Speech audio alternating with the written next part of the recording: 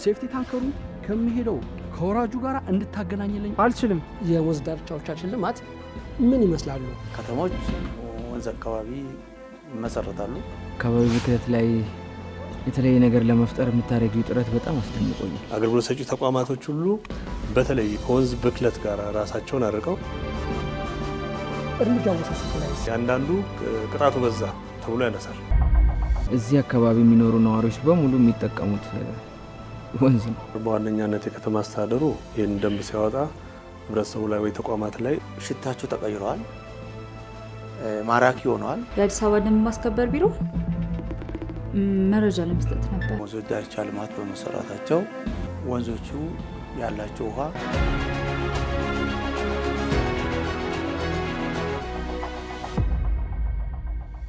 ሰላም ጤና ይስጥልን ውድ ፕሮግራማችን ተከታታዮች እንደምን ሰነበታችሁ?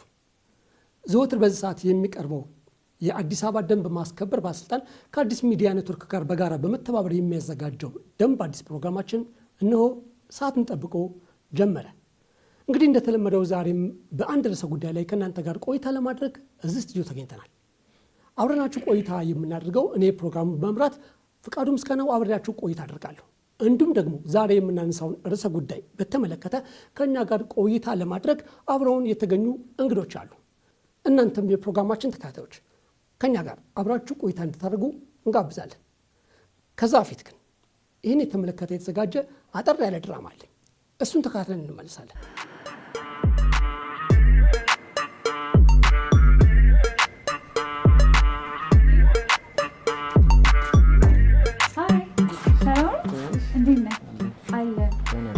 እቺ ወረቀት እንድትሞላልኝ ነበረ። ምንድነው? የማህበራዊ ሳይንስ ተማሪ መሆኔን ነግሬ ነበር። አዎ እኮ። ታዲያ ይሄ ምንድነው? ዘንድሮ የመመረቂያ ጽሑፍ እየሰራው ነበርና የማህበረሰቡን ግንዛቤ ለማወቅ አንዳንድ ነገሮች ካላስቸገርኩ። እሺ እስቲ እሺ ሞክራለሁ። ሰላም። እሺ ሰላም።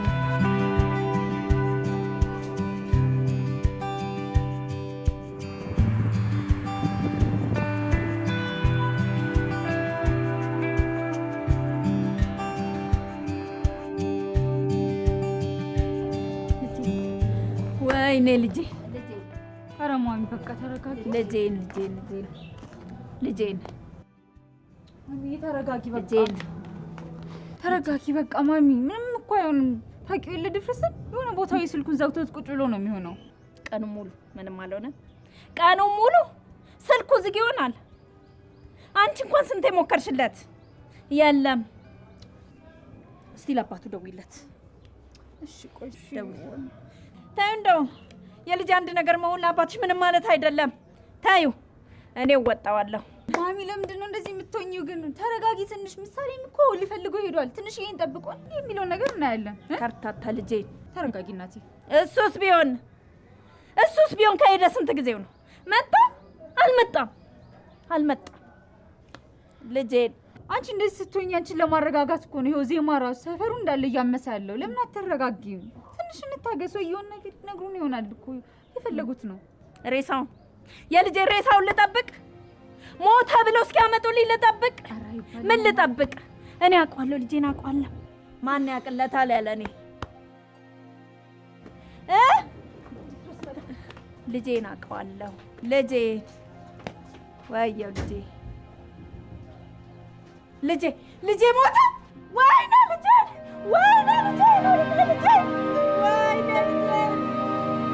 ሴፍቲ ታንከሩ ብቻ አይጠቅምም። ነግሬሃለሁ። ግዙፍ የሆነ በአዲስ አበባ ውስጥ ሆቴል ነው የምከፍተው። ደግሞ ተጠቃሚዎቻችን በጣም ብዙ ናቸው። ሴፍቲ ታንከሩ በቂ እኮ ነው። ታዲያ ሴፍቲ ታንከሩ ለአንድ ሳምንት ብቻ ነው የሚጠቅመው። ደንበኞቻችን አንተ እንደምታስባቸው አይደሉም። እኔ ደግሞ በአዲስ አበባ ውስጥ ያሉትን ሰዎች በሙሉ መያዝ ነው የምፈልገው። ታዲያ አሁን እኛ ምን ማድረግ እንችላለን? ምንድነው ማድረግ የምንችለው ትለኛለህ እንዴ?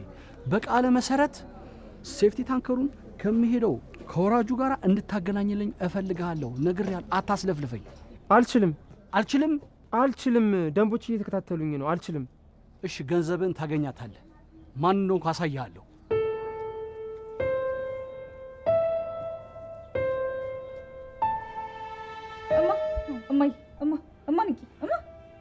አይዞሽ ተረጋጊ። ምንም አትሆንም። ምን ማለት ነው ተረጋጊ? ወይ ሆስፒታል ነው ሰዳት። ምንም አትሆንም። ትንሽ አየር ትነቃለች። አንተ ምክንያት ነው ሁሉ ነገር የሆነው ደግሞ። እኔ ደግሞ ምን አደረኩ? ምን ማለት ነው? ምን አደረኩኝ ማለት? እንደዛ ፊትን ዘፍዝፈህ ከምትገባ አላገኘሁትም ማለት አይቀልም። ቤተሰቦቼ የሰጡኝ ኃላፊነት ታውቂያለሽ። ባለመወጣት እኮ አፍሬ እኮ ነው። ድሮም አንተ ለክብር ብቻ ትጨነቅ። አንቺስ ብትሆኚ አታዝኝብኝም ባለማድረጌ? እኔ ባንተ አዝኜም ተደስቼም አላውቅም። እሺ ምን? እማ እናቴ ይኸው ያ ከርፋፋ ተከራይሽ ነው። ማ? ዜማ ነዋ። ዜማ ለሳት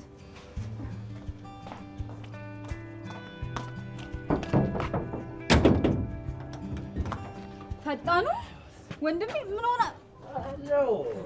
አለው እሺ አጭሙቺ ያላት ነፍስ ልጅሽ መጣማዬ። ወይኔ ልጄ ምንድን ነው? ምንስ ገብቶ ነበር? ጠጋ በይ ማረግ። የሽንት ቤት መጠራቀሚያ የሆነ ቱቦ ውስጥ እኮ ገብቶ ነው። ምን እሱ ብቻ አንተን በክታላ እንዴ? ላወጣው ስል እኮ ነው። ምን ላድርግ? ምን ሆኖ ነው ጉድጓድ ውስጥ የገባው? ወንድም ይሰክሯል። መገመታችን አሰት እኔ አልሰከርኩም። ልጄ ምን ሆነብኝ ነው? ስልክ ሌቦች ወስደውብህ ልጄ? ጉድጓድ ውስጥ ከተውክ ነው? ቆሻሻ ጉድጓድ ውስጥ? ወይኔ ልጄን! ኖ አላገኘሽውም እማዬ። ይኸውልሽ ከወይዘሮ ሙሉ ቤት ስወጣ ስልኬ ቱቦ ውስጥ ገባ። እኔም ተከትየው ገባሁ። ከዛ በፈልገው ጠላታችሁ ጥፍት ይበል ጠፋ።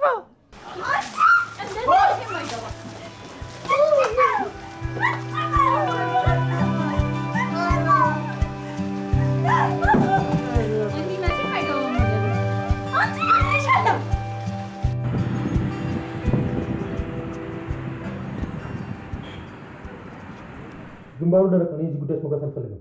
ምን ማለት ነው? እዚህ ስራ ውስጥ ያስገባኝ እኮ አንተ ነህ። ለባሻ ልንገራው፣ እሱ ጉዳዩን ይፈታልናል።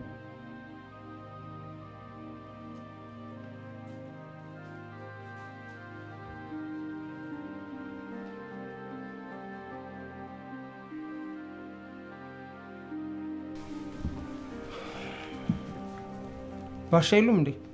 የሉም። ምን ነው? እኔ ይኸው ጎበዝ ግንበኛ ነው ብዬ ስራ አገናኘሁት። ግንባታ ፍቃድ ቼክ አድርጎ የመስራት የሱ ኃላፊነት ነው። እኔ የታዘዝኩት የሴፍቲ ታንከር እንድሰራ ነው።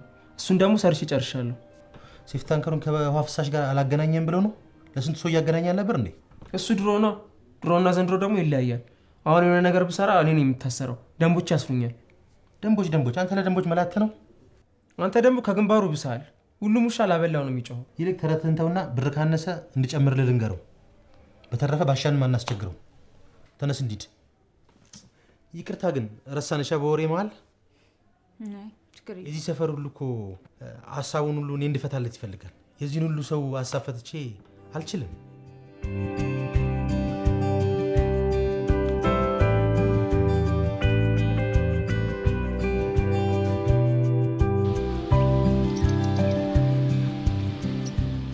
ተፈጥሯዊ ቦታ ትወዳለህ ማለት ነው?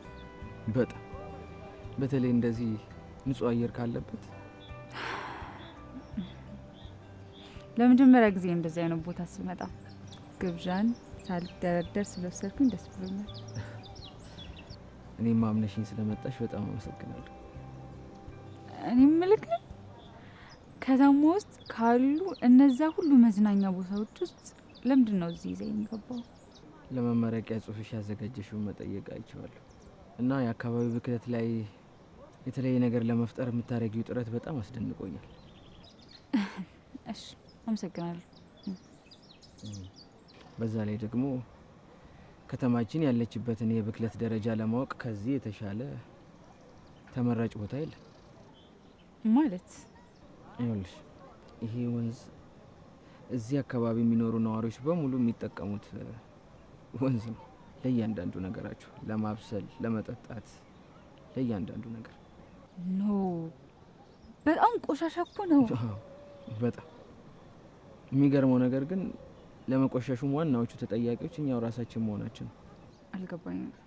ይኸውልሽ ይሄ ወንዝ ከተማችን ውስጥ ያሉ አላስፈላጊ ፍሳሾች በሙሉ የሚገቡበት ወንዝ ነው። ከተማችን ውስጥ ያሉ መጸዳጃ ቤቶች በድብቅ የሚለቁት ፍሳሽ መዳረሻው እንደዚህ አይነት ወንዞች፣ ገጠር ላይ ያሉ እንደዚህ አይነት ወንዞች ናቸው። በድብቅ የሚፈሱ የመጸዳጃ ቤት ፍሳሾች እንዳለ እዚህ ውስጥ ነው የሚፈሱት ነው የምትለኝ? እንግዲህ እንደዚህ አይነት ወንዝ ለማህበረሰባችን ምን አይነት ከባድ እንደሆነ መገመት አያዳግትሽ።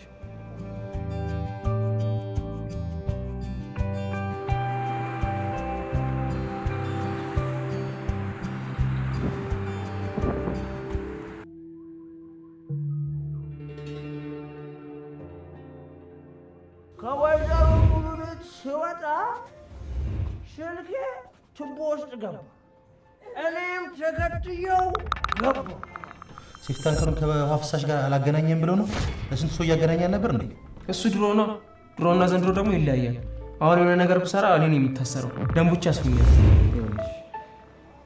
ይሄ ወንዝ ከተማችን ውስጥ ያሉ አላስፈላጊ ፍሳሾች በሙሉ የሚገቡበት ወንዝ ነው። ከተማችን ውስጥ ያሉ መጸዳጃ ቤቶች በድብቅ የሚለቁት ፍሳሽ መዳረሻው ገጠር ላይ ያሉ እንደዚህ አይነት ወንዞች ናቸው።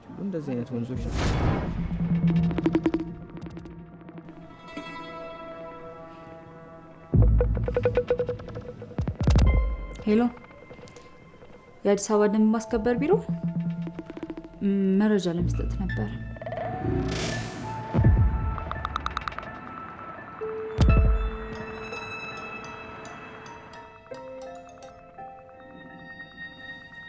ሄሎ፣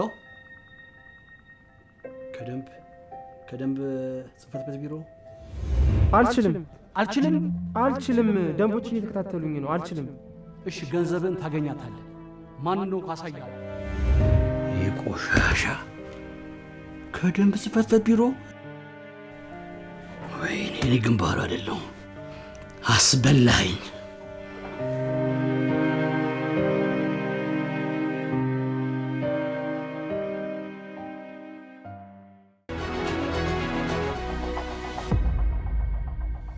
ተመልካቾቻችን እንግዲህ እንደተከታተላችሁት አጠር ያለውን ድራማ ተከታትለን ተመልሰናል። በዛሬው ውይይታችን አብረን ቆይታ የምናደርገው እንግዲህ ከአካባቢ ጥበቃ ባለስልጣን አቶ ዲዳ ድሪባ ዋና ስራ አስኪያጅ እንዲሁም ደግሞ ከአዲስ አበባ ደንብ ማስከበር ባለስልጣን አቶ ንጋቱ ዳኛቸው ምክትል ስራ አስኪያጅ አብረን ቆይታ የምናደርግ ይሆናል። እንግዶቻችን ጥራችን አክብራችሁ በዚህ ቦታ ላይ ስለተገኛችሁ በጣም አመሰግናለሁ። እኛም እናመሰግናለን። ዛሬ እንድንወያይበት የፈለግነው የወንዝ ዳርቻዎቻችን ልማት ምን ይመስላሉ፣ ቀደም ሲልስ የነበሩበት ሁኔታ ምን ይመስላል የሚለውን እንድንወያይ የፈለግነውና የመጀመሪያ ውይይቴን ለመክፈት የፈለግኩት ከአዲስ አበባ አካባቢ ጥበቃ ባለስልጣን ከመጡት እንግዳችን ከአቶ ዲዳ ድሪባ ነው። ለመሆኑ ቀደም ሲል የነበሩት የአዲስ አበባ ወንዞች ምን ገጽታ ነበራቸው? እንደው ከዛ ጀምረን ወደ ደንቡ ደግሞ ብንመጣ አቶ ዲዳ በዚህ ላይ ምን ይላሉ? ከተሞች ወንዝ አካባቢ ይመሰረታሉ። ግን እንደ አዲስ አበባ ከተማ በጣም ብዙ ወራጅ ወንዞች ያሉበት ከተማ አላስታውስም። በጣም ብዙ ነው ያለው። ከነ ገባሮቹ ወደ 76 ወንዞች ናቸው ያሉት። እነኚህ 76 ወንዞች በሁለት ዋና ወንዞች ሆነው ነው ከአዲስ አበባ ከተማ የሚወጡት። ከዛ ወደ አባ ሳሙኤል ሀይቅ ይገባሉ። ከዛ ቀጥታ ወደ አዋሽ ተፋሰስ ነው አዋሽ ወንዝ ነው የሚቀላቀሉት ማለት ነው። እነኚህ ወንዞች ለአዲስ አበባ ከተማ ኢኮኖሚያዊና ማህበራዊ ጥቅም ነበራቸው። ከተማው ሲመሰረት ለረጅም ጊዜ ሲጠቀምበት ነበረ። ከጊዜ ብዛት በኋላ በአዲስ አበባ ከተማ ውስጥ የሰው ብዛት እየጨመረ ሲመጣ ኢንዱስትሪ፣ ገበያ፣ አገልግሎት ሰጪ ተቋማት፣ የተለያዩ ግንባታዎች እንግዲህ ሰውም በብዛት ወደዚህ ከተማ በሚመጣበት ጊዜ የተፈጥሮ ይዘታቸውን እንዲለቁ ተደርገዋል ማለት ነው። ይሄ ማለት ነው ጠቀሜታቸው እንደተጠበቀ መቀጠል ሲገባው የባሰውኑ የቆሻሻ የደረቅ ቆሻሻና የፍሳሽ ቆሻሻ ማስወገጃነት እንዲያገለግሉ ተደርጓል ማለት ነው። ይሄ ወንዞቹ ወዴት ሄዱ? ከጥቅማቸው ጉዳታቸው እንዲያመዝን ነው የተደረገው። ምንም አይነት ማህበራዊ አገልግሎት አይሰጡም። ለውበት አይውሉም፣ ሰው ወደ ወንዞቹ ጋር ሄዶ አያዝናናም። ወንዞቹን በእግሩ አይሻገርም። ወንዝ ውስጥ ያለውን ውሃ በእጁ አይነካም። ይሄ ደንብ ወጣ። ደንብ ሲወጣ ደግሞ ደንብ አስከባሪ አካል ደግሞ አለ።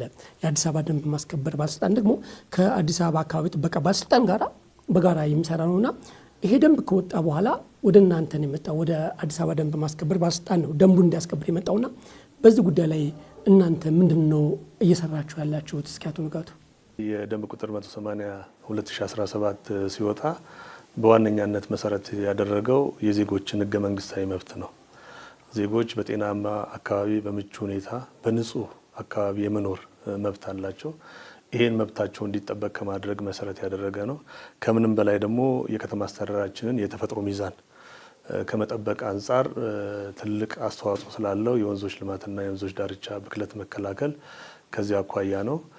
በእኛ ተቋም ደግሞ በከተማ አስተዳደሩ የሚወጡ ደንቦችን ተፈጻሚ እንዲሆኑ የሌጋል ኢንፎርስመንት የኮድ ኢንፎርስመንት ስራ ከመስራት አኳያ ላይ ተረክበን ሰፊ ስራ እየሰራን ነው። እንግዲህ ተቀናይተን ከምንሰራቸው ተቋማት አንዱ የአካባቢ ጥበቃ ባለስልጣን ነው። ይህን ደንብ እንደወሰድን ከአካባቢ ጥበቃ ባለስልጣን ጋር የጋራ እቅድ አቅደን አንድም በዋነኛነት ይህንን ለህብረተሰቡ ግንዛቤ መፍጠር ነው።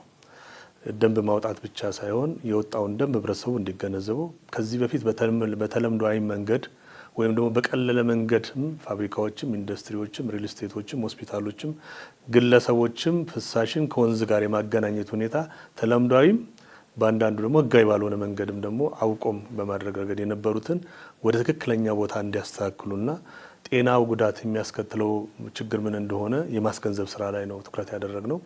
በዚህም እንግዲህ በባለፉት 6 ወራት ወጥቶ ወደ ስራ ከገባ ጀምሮ ለዚህ አዋጅ ብቻ ባለፈው አጠቃላይ ወደ 5 ሚሊዮን አካባቢ ህብረተሰብ ክፍል በድግግሞሽ በተለያየ መገናኛ ብዙሃንም በመድረክም ቤት ለቤትም ግንዛቤ የምንፈጥረው እንዳልሆነ ከ2 ሚሊዮን ያላነሰ ህብረተሰብ ክፍል በዚሁ በደንብ ቁጥር 180 2017 ላይ የተለያየ የመገናኛ አውታሮችን በመጠቀም በአካል በማግኘት ህብረተሰቡን በቦታው ላይ በማስተማር በተለይ ደግሞ አካይ ናቸው የምንላቸው ተቋማትን የተለያየ ጋራዦችን በተለያየ ከዚህ ጋር ተያያዥነት ያላቸው አካላትን እነሱን ደግሞ በቅርበት ማፕ በማድረግ እነሱን በመለየት በየደረጃው ባለ መዋቅራችንና በእኛ ደግሞ ያሉን ወደ 8000 አካባቢ ያሉ ኦፊሰሮች የግንዛቤ ማስጨበጥ ስራው ላይ ነው ትኩረት ያደረግነው። ይህም በማድረጋችን ደግሞ በርካታ ህብረተሰብ ግንዛቤ አግኝቶ ቶሎ ፈጥኖ ወደ ተሻለ ቦታ እንዲመልስ ጤና ጉዳቱን ተረድቶ የወንዞች ፍሳሽን በማያውክ መንገድ የሴፍቲ ታንክና የሚያስፈልጉ ነገሮችን እንዲያደርግ በማድረግ የተሻለ ስራ ተሰርቶ ወደ ጋራ ቅንጅት ውስጥ የገባንበት። መልካም። እንደው ወደ አቶ ዲዳ ልመለስ እና በአሁኑ ሰዓት የወንዝ ዳርቻዎቻችን ምን አይነት ተግባር እየተከናወነባቸው ነው? በወንዞች ዳርቻ ልማት እየለሙ ያሉት በጣም በከፍተኛ ሁኔታ ተቀይሮ ነው ያሉት። ከእንጦጦ እስከ ፒኮክ እየተሰራ ነው ያለው። ይሄ ዙሪያው መልሶ የማልማትና በግራና ቀኝ በወንዞቹ ዳርቻ ያሉ ብክለት ሊያስከትሉ የሚችሉ ተቋማት አንደኛ በመልሶ ማልማቱ ከዛ ፈቀቅ እንድሉና በህግ የተቀመጠው በማስተር ፕላኑና በዚህ በደንብ ቁጥር 180 የተደነገገው እንዲከበር የልማት ስራዎች ተሰርተዋል በወንዞቹ ዙሪያ ማለት ነው።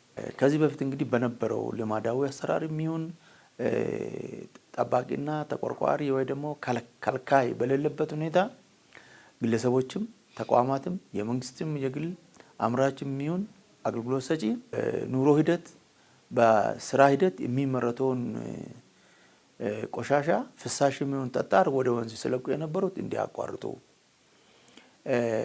ፍሳሹንም ጠጣር ቆሻሻውንም በአግባቡ እንዲይዙ ከወንዞች ጋር የነበራቸው ግንኙነት በቱቦ የተገናኙት በሙሉ እንዲቆራረጡ ተደርጓል ማለት ነው። በተለይ ሽንት ቤት በተለይ ከሆስፒታሎች የሚወጣ ከሆቴሎች የሚወጣ ከአንዳንድ ኢንዱስትሪዎች የሚወጣ ያልተጣራ ፍሳሽ ወደ ወንዝ ቀጥታ የሚገባው እንዲቆራረጥ የተቻለው ስራ ተሰርተዋል ማለት ነው።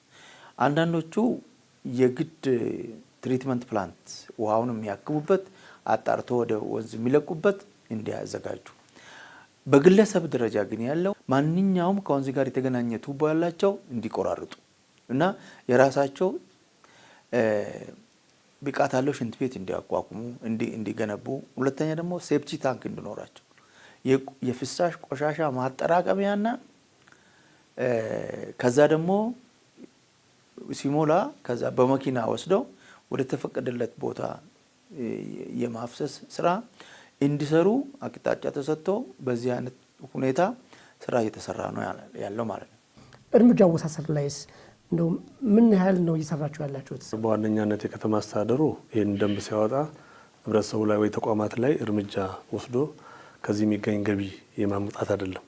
ከምንም በላይ እነዚህ ወንዞች እንዲጠበቁ፣ እነዚህ ወንዞች የትውልድን እንዳይጎዱ፣ እንደውም ኢኮኖሚካል ቤኔፊት እንዲያመጡ የማህበራዊ የጤና ጉዳት የሚያስከትሉ የነበረውን ይልቁንም ውብ ሆኖ ማራኪ ሆኖ ለልጆች መጫወቻ፣ ለሰዎች መናፈሻ ቦታ ሆኖ ለቱሪስት መስህብ ሆኖ የኢኮኖሚ ምንጭም እንዲሆኑ ጭምር ታሳቢ በማድረግ ዞሮ ዞሮ መላው ህብረተሰብን እንዲጠቅም ማድረግ ታሳቢ ተደርጎ ስለሆነ ይህን ታሳቢ ማድረግ ግንዛቤ መስጠቱ ስራ የማስተማሩ ስራ ላይ ነው ትኩረት አድርገን በጋራ እየሰራን ያለ ነው። ቅድም አቶ ዲዳ እንዳነሳው ደግሞ የከተማ አስተዳደራችን በወንዞች ዳርቻ ልማት ልዩ ትኩረት ተሰርቶ በጣም ሌት ተቀን እየተሰራ በመሆኑ ከክብርት ከንቲባችን ጀምሮ ያለ አመራሩ ሁሉ ትርብርብ እያደረገ እየሰራበት ያለና ህዝቡም እየተሳተፈበት በመሆኑ በዚህ ላይ የመጣው ለውጥ ቀላል አይደለም። ይሄ እንዳለው ደግሞ በተለያየ ግንዛቤ ፈጥረን እንቢተኛም የሆኑ ተቋማቶች ይኖራሉ፣ ግለሰቦች ይኖራሉ። እነዚህን ደግሞ ተገቢ የሆነ ቅጣት ከፍተኛው ቅጣት በካይ የሆነ ኬሚካል ሀዛርዲየስ ተብሎ የሚቀመጡ እስከ 1 ሚሊዮን ድረስ የሚደርሱ ይህን ደግሞ ከአካባቢ ጥበቃ ጋር በጋራ ሆነን ቼክ አድርገን እርምጃ የሚወሰድባቸው ናቸው። ሌሎቹ ደግሞ እስካሁን ድረስ በነበረው የ6 ወር ብቻ ወደ 332 ድርጅቶች በዚህ ደንብ የተላለፉ የተቀጡባቸው ሁኔታዎች አሉ። ወደ 613 ግለሰቦች እነዚህ ግለሰቦች ደግሞ ቅጣት ያገኙባቸው ነበር። ስለዚህ ህብረተሰቡ አንድም በማስተማር ትምህርት እየወሰደ የመጣ በሌላ መልኩ ደግሞ እንደዚህ ቆንጣጭ የሆነ እርምጃ አወሳሰድ ሲኖር ደግሞ ከዚህ ደግሞ ቶሎ ነቅቶ ይህንን የምቀጣውን ያህል ማሻሻያ መስራት ይችል ነበር፣ ማስተካከያ ሴፍቲ ታንክ መስራት ይችል ነበር፣ ትሪትመንት ፕላንት ማድረግ ይችል ነበረ ወደሚለው ሰው እንዲመጣ አካባቢ ያለ ድርጅት ወይም ተቋም ወይም ግለሰብ ሲቀጣ ደግሞ ሌላው ቶሎ የማሻሻል ነገር አለ። አንዳንዱ ቅጣቱ በዛ ተብሎ ያነሳል። ስለዚህ ትውልድን አሻግሮ ከማየት አንጻር ነው ካቢኔው ይህንን ደንብ ያወጣው እንጂ ብዙ ገንዘብ የመቅጣት ጉዳይ ታርጌት አድርጎ ስላልሆነ በዚህ መንገድ በማድረጋችን ፈጣን ምላሽም እያገኘ ነው ከህብረተሰቡ ውስጥም። ይሄ በመሆኑም የከተማችን የተፈጥሯዊ ሚዛንም ከመለወጥ ወንዞችም ደግሞ ተፈጥሯዊ ባህሪያቸውን ይዘው እንዲፈሱ ከማድረግም አስተዋጽኦ አድርጓል። የከተማ አስተዳደሩ በኮሪደር ልማት ብዙ በርካታ ስራዎችን እየሰራ ነው። ከዚህ አንጻር የኮሪደር ልማቱ ውስጥ አሁን ለወንዝ ዳርቻዎቻችን መልማት መለወጥ የኮሪደር ልማቱ ያበረከተው አስተዋጽኦ አለ ማለት ይቻላል። ወንዞቹ ህግ በመከበሩ ይሄ የወጣው ደንብ በመከበሩ፣ ሁለተኛ ደግሞ የወንዞች ዳርቻ ልማት በመሰራታቸው ወንዞቹ ያላቸው ውሃ እየጸዳ ወደ ጥሩ ደረጃ ላይ ደርሰዋል ማለት ነው። እንደገና በዚህ ክረምት ደግሞ አምና ተከማችቶ ታቁሮ የነበረው አንዳንድ የቆሸሹ ውሃዎችም በዚሁ አጋጣሚ ሄደዋል። ስለዚህ ወንዞቹ ወደ ተፈጥሮ ይዘታቸው የመመለስ እድላቸው በጣም ከፍተኛ ነው። እየተመለሱ ነው ያለው። ከላይ ጀምረን ካናቱ ነው የጀመርነው ይህን ስራ። ካናቱ ስንጀምር የውሃና አፈር ይቀባ ስራም ተሰርቷል። የኮንሶ እርከን በብዛት ተሰርቷል። ካሬ ሜትር ስኩዌር የሚሆን የአፈር እርከን ተሰርቷል። የድንጋይ እርከን ተሰርቷል። በጋቢውን ውሃ እንደ ልቡ ዘሎ አፈር ይዞ እንዳይሄድ፣ ናዳ እንዳይፈጥር፣ ገሊ ኢሮዥን እንዳይፈጥር ይሄም ተሰርቷል። ይሄ ለምንድን ነው የተሰራው? አንደኛ አፈራችን ለመጠበቅ ነው። ሁለተኛ የውሃ መጠን እንዲጨምር፣ ዝም ብሎ የዘነበ ውሃ ተጠርጎ የሚሄድ ሳይሆን ተጠብቆ ወደ አፈር ውስጥ ገብቶ በአንድ በኩል ሲገባ በአንድ በኩል ምንጭ ሆኖ ወጥቶ ከላይ የሚገኘው የውሃ መጠን እየጨመረ እንዲመጣ ለማድረግ ነው።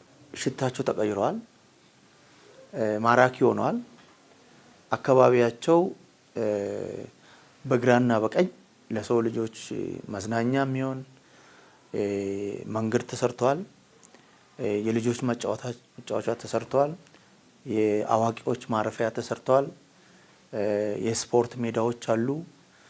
እነኚህ ሁሉ አሚኒቲዎች እና በዛው ደግሞ ለዛው አካባቢ ተስማሚ የሚሆኑ ተክሎች ተተክሏል ከሳር ጀምሮ ማለት ነው።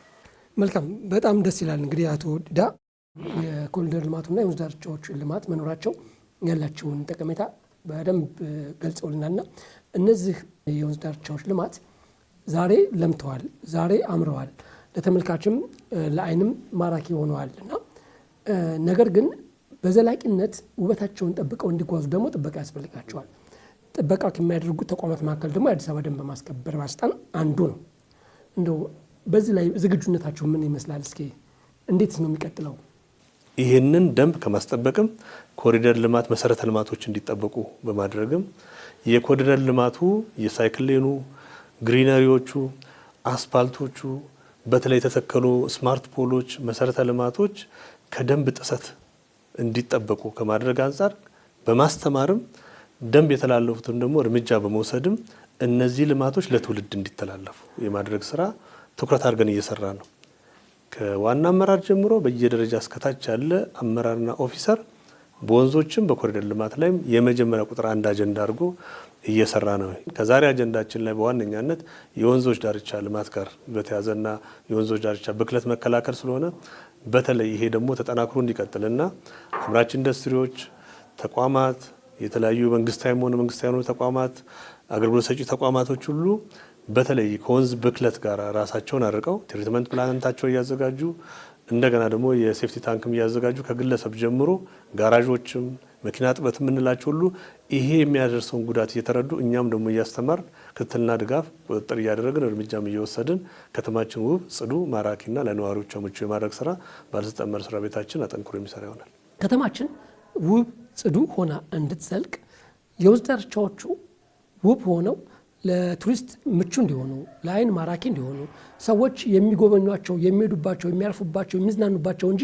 የሚሸሿቸው እንዳይሆኑ ህብረተሰቡ ግንዛቤ አግኝቶ ተባባሪ መሆን ይገባዋል እና ለተቋማት፣ ለትልልቅ ተቋማት፣ ለሆቴሎች ሊሆን ይችላል፣ ለሆስፒታሎች ሊሆን ይችላል፣ ለእነሱም መተላለፍ ያለበት መልእክት ምን ሊሆን ይችላል? እስኪ አቶ ዲዳ።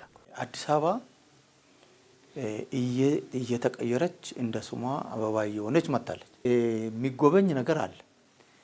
እስካሁን ድረስ እየመጣ ያለው ለውጥ ተገንዝበው ለውጡ ወደ ኋላ እንዳይመለስ ወደፊት እንዲሄድ ሁሉም አካባቢውን ማጽዳት፣ የሚመረተውን ቆሻሻ በአግባቡ መያዝ። ይህ ሀገር የኛ ነው። ከኛ ውጭ መጥቶ የሚያጸዳልን የሚያለማልን የለም። አልምተን አጽድተን ተንከባክበን እኛው ተመልሰን ተጠቃሚ እንደሚሆን መገንዘብ አለባቸው ማለት ነው። ንጋቱ በዚህ ላይ ምን ማለት ይቻላል? አሁንም በዚህ የጀመርናቸው የኮሪደር ልማትም የወንዞች ዳርቻ ልማትም በተለይ የወንዞች ብክለት ጋር ተያይዞ ያለውን ነገር ህብረተሰባችን፣ ግለሰቦች፣ አምራች ተቋማትም የሆኑ አገልግሎት ሰጪ ተቋማትም አንድም እነዚህ በካይ የሆኑ ኬሚካሎችን፣ መርዛማ ኬሚካሎችን፣ ፍሳሾችን ወደ ወንዝ የማገናኘት ስራ ከራሴ አቆማለሁ፣ ከራሴ መውጣቱ ብቻ ሳይሆን ነገ ተመልሶ እኔን ይጎዳኛል የሚለው አስተሳሰብ መምጣት አለበት። ዛሬ ከራሳችን ፍሳሽን ማራቃችንን ብቻ ሳይሆን ያ ፍሳሽ እየሄደ ትውልድን እንዴት ይጎዳል፣ ተመልሶ ደግሞ በምግብነት መጥቶ እንዴት ጤናችን ይጎዳል ብሎ አርቆ የሚያስብ ማህበረሰብ መፍጠር ስላለብን በዚህ ያለው ግንዛቤ እያጠናከር ህብረተሰቡ በዚህ ላይ ተባባሪ እንዲሆን የግለሰብ ሆነ ተቋማቶቹ ፍሳሾቻቸውን በትሪትመንት ፕላንትና በሴፍቲ ታንክ በስርዓቱ ማስወገድ፣ ህግና ስርዓትን የማክበር አጠናክረው መቀጠል አለባቸው።